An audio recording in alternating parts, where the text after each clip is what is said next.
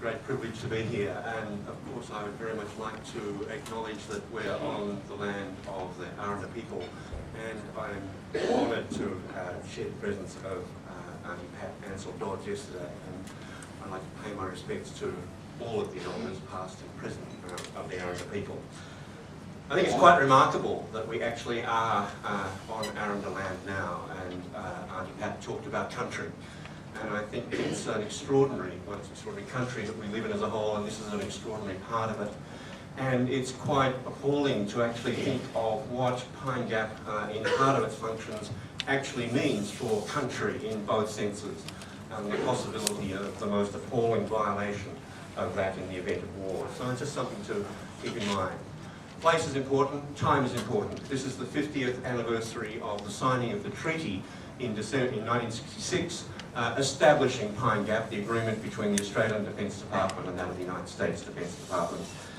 It's a very long time. Institutions like Pine Gap, like the ANZUS Alliance, which is now 70 years old almost, usually don't last that long. There is something quite extraordinary here that I want to think about. For me, this part of the world is important. I spent a lot of time in Alice Springs. I spent a fair bit of time out bush.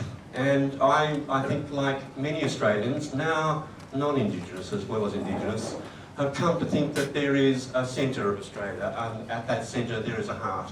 And I think for many people, symbolically, that's Uluru.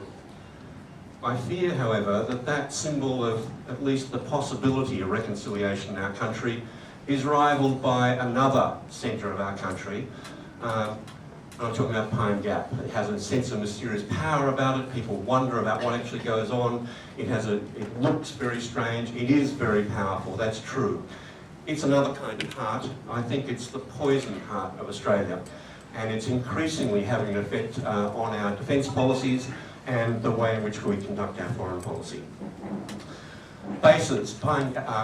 IPAN was established, the Independent and Peaceful Australia Network was established in response to the decision by the Gillard government and the Obama administration to start what the Americans call permanent rotation of US Marines and US Air Force aircraft in Darwin, but also at using the Delamere weapons range for the aircraft about the size of Cyprus, using the Bradshaw range, using RAAF Tyndall.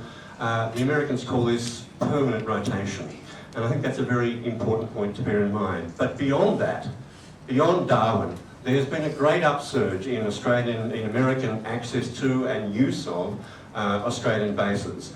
Not only air bases that I mentioned, the army bases, but particularly, for example, in Western Australia at Geraldton, at the Australian Defence Satellite Communication Station.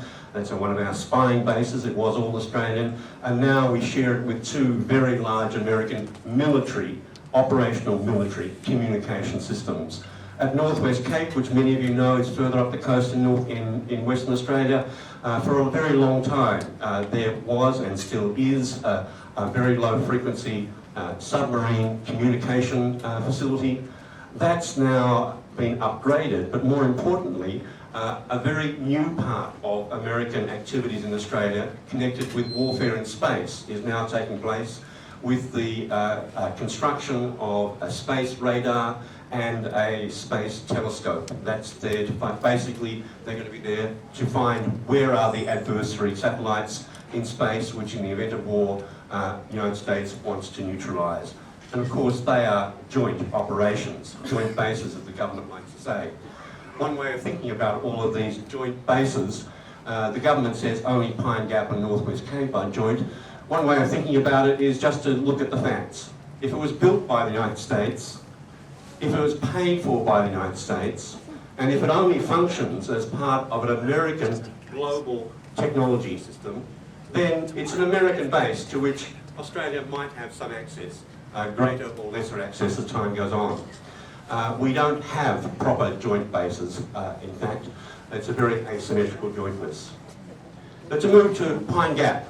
Pine Gap was established in 1966, became operational in 1970, and it was put here for one reason. A quite remarkable technological achievement by the Central Intelligence Agency at the time invented the idea of putting at 36,000 kilometres above the Earth's surface satellites which would stare down at the Earth which would stare down, but particularly they would listen with giant antenna, now more than 100 metres across, and in fact many more today.